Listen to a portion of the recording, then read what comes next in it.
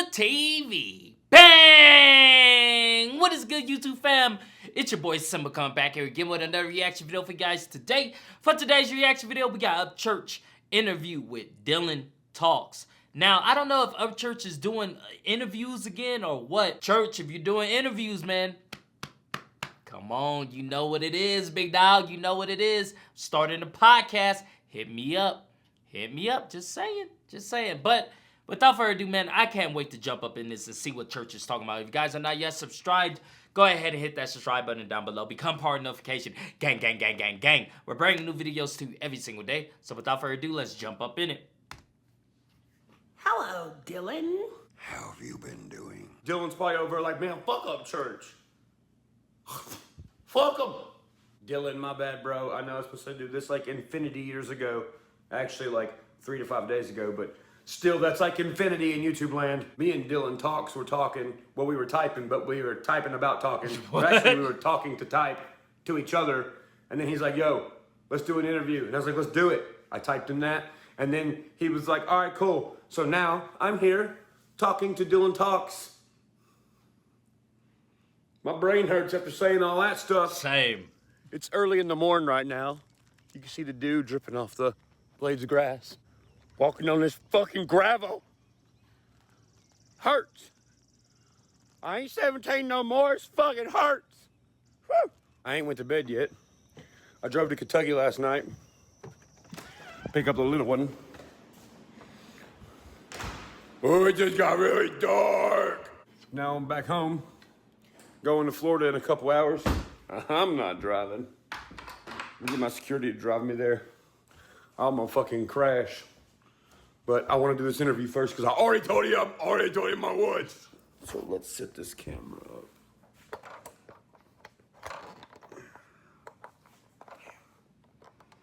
And let's see what Dylan's got to ask me. Let's go, fucking. All right, Dylan, shoot, boy. What you got for me, fucking? What is going on, y'all? It's your boy Dylan Talks. Dylan Talks is talking. Won't y'all sit there and listen? While he asks my question, I'll be back here pissing. Hang on one second. And today I wanted to ask some questions about Ryan Upchurch because I saw a recent fan do the same thing, and I felt like, hey, I got a nice platform. We got around 3,000 subscribers. Bro, you already know I'm down. Bro, I ain't even gonna lie to you, bro. I fucks with your channel. I watch it all the time. I really do. I like how he's like sitting down. That's me flushing all my haters down the toilet.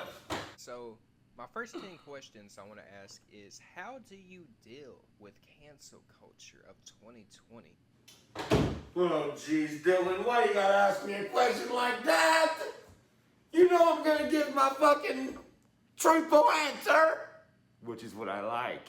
Because you almost have to be perfect, it feels like now, to where if you say one little thing or have any type of belief, it's a wrap. And I've seen so many commentators talk about this, so many YouTubers talk about this. The future of where we're going in 2020 is scary. How do you feel about it? How do I feel about cancel culture? I think that cancel culture is good and bad at the same time.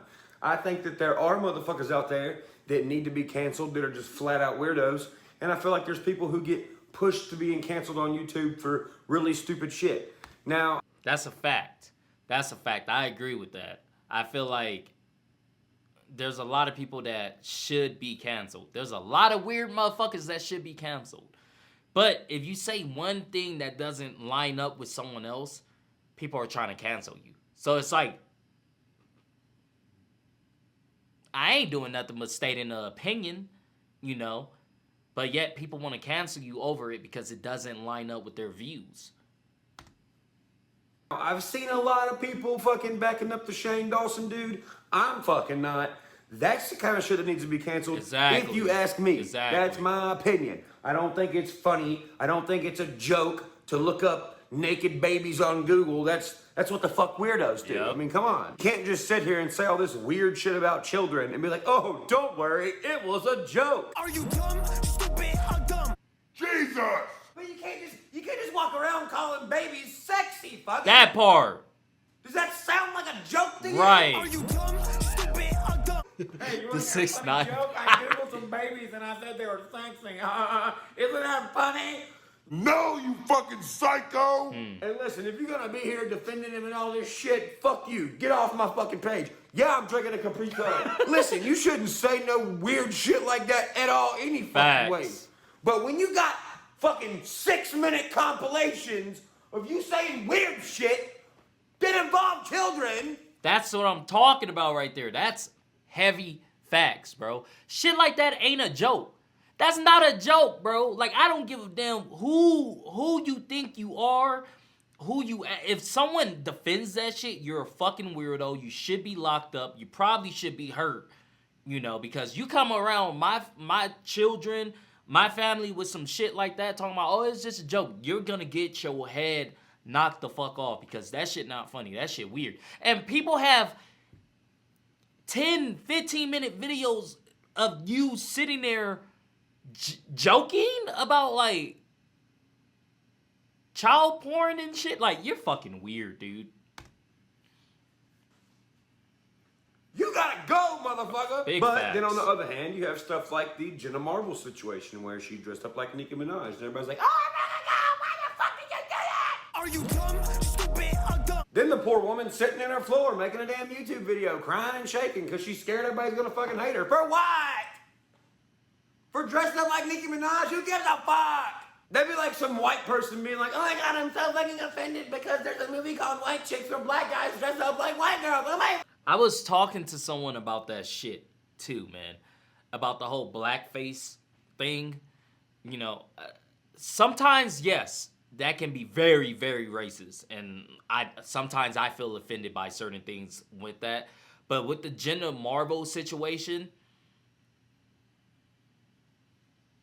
I see girls and guys on Halloween dress up as fucking everybody, you know? The fucking, like, I don't understand that. I don't understand that. Like, that's just that's like cosplay. That's just like flattering, you know, that's just one of those things. There was no ill intent, you know, but once again, cancel culture wants to find everything to bitch at, every little thing to point a finger and be like, oh, you're wrong. You're wrong.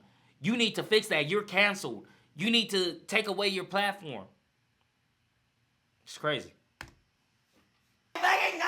That is stupid as fuck to be canceled for. Zero smart, 100 dummy. My second question, how do you feel about commentators evolving into the country rap scene? I think the commentators have changed a lot over the past 3 years, or actually past maybe 4 or 5 years. At first, there was a lot of hate. You know, I think a lot of people thought it was a joke or maybe more of a parody.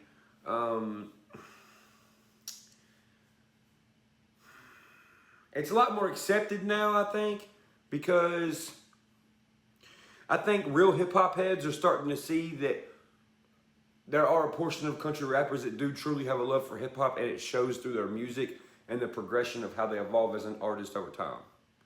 That's what I think, Dylan Talks.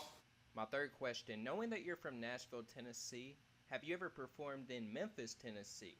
I actually don't know the answer to that question. I've had so many freaking Tennessee shows. I think I did a show outside of Millington, which is close to Memphis, but I don't think I've done a show in Memphis. I could be wrong, though. Because I don't know if you ever heard of Memphis in May, but that's like the biggest event they have of the year, and do you plan on performing there in the near future? I have never heard of that.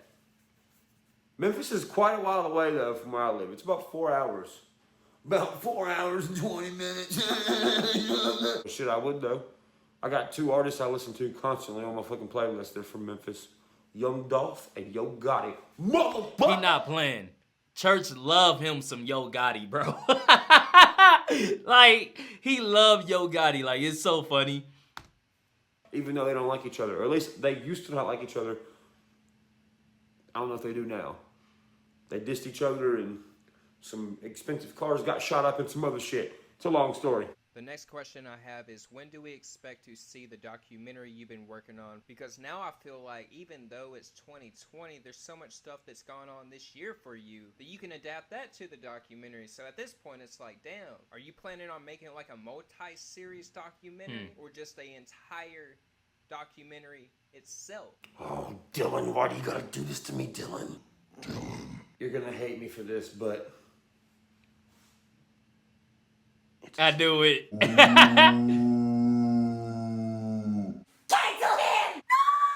And my fifth question, I know you make a lot of music, so it's probably hard for you to remember every single thing, but I want to play you this snippet and see if you can give us an idea when this will be released. Mercury lips, Colorado eyes, and fairy tale hill. Got every color vans in the floor of your closet. You drive me crazy, but I'm the one who caused it. Dream girl, why you on me? Every day I wake, I need more. It's only my feet on me. Oh yeah, now we're getting into the good stuff. Smack that music booty, fucking. All right, so here's my plan, fucking. Now keep in mind, this could change in the next 7 days. can. But for right now, this is my plan. So I just hit the country scene with Everlasting Country. Cut-ow. What they don't know is a lot of those songs were written a long time ago. Oh, that was actually kind of an old country album. I just finished it up and put it out. A lot of unheard shit nobody knew. But while we were mastering and getting all that done, me and Stony Baloney, I was making a new country album. Oh yeah. Oh! Everlasting Country, most of it was like 2018, 2019 shit from me. Oh! This next country album was just freshly made. Oh yes. That's why vinyl sounds so different. I like doing that spinny thing. I be telling people, I'm like, bro, y'all don't understand. Church, he has music piled up for when he's long gone after this. Like, you guys just don't understand the work ethic that he has. He can be sitting down, you know, fucking in his living room for 5 minutes, right? Watching TV. Well, he don't watch TV, but talking to his family, and then he'll get a song, he'll go record that song, and he'll be gone. But in that span of him getting to like his studio or getting to like write down that song, he's already writing other songs. And then it's just a flow. It's always a flow. It never stops, never stops. He'll record and record and record. Right. He doesn't give himself the time to sleep, you know, to just sit back and relax, man. He's always working.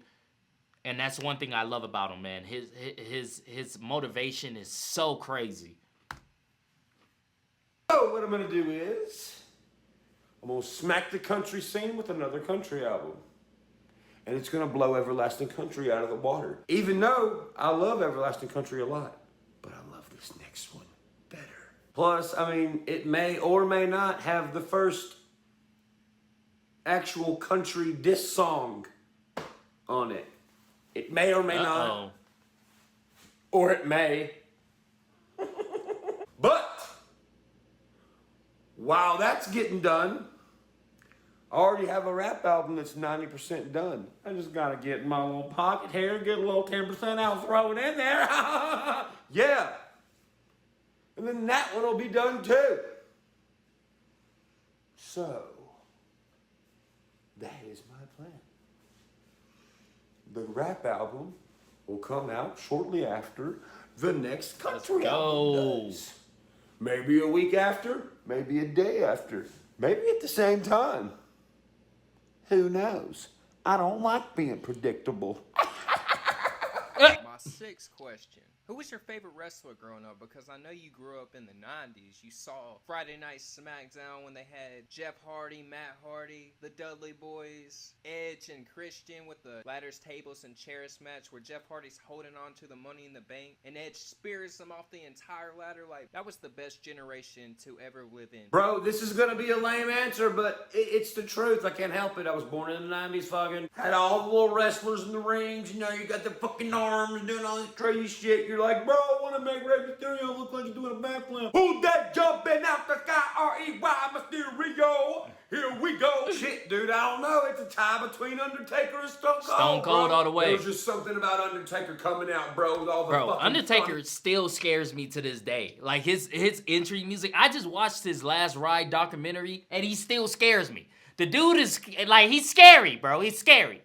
Young me was fucking terrified.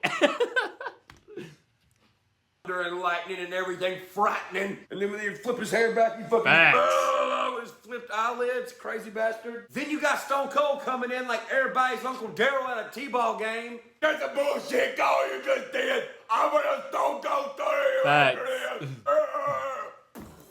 Whoa, yeah, fuck the umpire. So yeah, I don't know. It's a tie between Undertaker and Stone Cold. Now my seventh question is, have you ever came close to signing a record deal to where it was a really good deal, but you just wanted to stay independent? Nope. I pretty much just wasted their time for fun and just gained a bunch of knowledge from them that I didn't know from the inside that I needed to know for myself so I can make moves on the outside and do things good on the outside. Plus, I got a bunch of free shit from them. I mean, fuck, they fuck people over all the time, so I was like, I think I'm gonna fuck you over a little bit and waste a bunch of your time and get a bunch of free shit. so that's what I did. And now I got some free shit, and I got drunk a lot off all the liquor they gave me. So did some of my friends, because I gave them some too. We robbed the record label. And my last three questions, are you and Adam Calhoun running the radio in Nashville together? That radio station you were talking about buying? No, me and Adam ain't doing that. It ain't even worth it, bro. Like, the thing is, like, when I'm sitting here watching what all these independent artists are doing all the time now, it's fucking awesome. We're changing the way music is, and now you're seeing, you know, record label kind of crumbling over here and a record label kind of crumbling over here, so they talk to each other, and then they fuse together and make it look good again, and then, you know, but independent's the way to go. I mean, everything's moving over to Spotify radio and shit like that, and YouTube, and Apple Music, so there's really no need for a record label. Plus, that's why when you turn on the radio, all you hear is like commercials about buying diamonds and like fucking dentists and shit like that, because That's facts. radio's starting to Facts. be gone bye-bye. And my final two questions, are you starting a gaming channel? That would be hella cool. I do play video games in my spare time when I do have spare time, which is very rare these days. I do play Call of Duty, GTA, Tekken, fucking Sword and Shield, Tim, Skate 3, waiting for Skate Same, 4 bro. if it ever comes out. Same. But I don't really think anybody, well, at least how I feel like nobody would really be interested in watching me play video games. I could be wrong. I've never been the kind of person who knows how to like stream on time and stuff. But if it's something that everybody would be interested in, I'd be down for it. I mean, I don't think anybody wants to watch me play Tim. But hey, you never know. You never know. This ain't really a question, but I want to say thank you for the shout-outs you gave me 5 months ago on Facebook. That was crazy, bro. I was like, holy shit, and I appreciate it. Hey, man, it ain't no thing, little bro. Pound it. If us artists didn't have people like you who made these elaborate reaction videos and actually broke down stuff or kept up with news or nothing, then we wouldn't be where we are today. And that goes for all independent artists, because we don't depend on the record label who wants to control us. We depend on y'all, and y'all keep us free thinking, and y'all keep us letting us do what we want to do, which lets you guys see the true side of an artist and lets you see the true things that we go through, and that is all thanks to y'all. So thanks to all y'all reaction pages. Thanks to everybody out there who buys independent artist music. Y'all help us have stuff like this, which is fucking crazy as fuck. And if you guys follow country rap or really anything like that in general, Dylan Talks is the man for it. Super interesting, great videos, and you got my respect, bro. I appreciate you letting me do the interview with you, bro. Peace. It's been your boy Dylan Talks, and I'll see you guys in the next video. Stay tuned. Hell yeah. Shout out to Dylan Talks, man. Dope interview. You know, Church always comes through and puts his own spin on things, man. That's really dope. I love Church, man.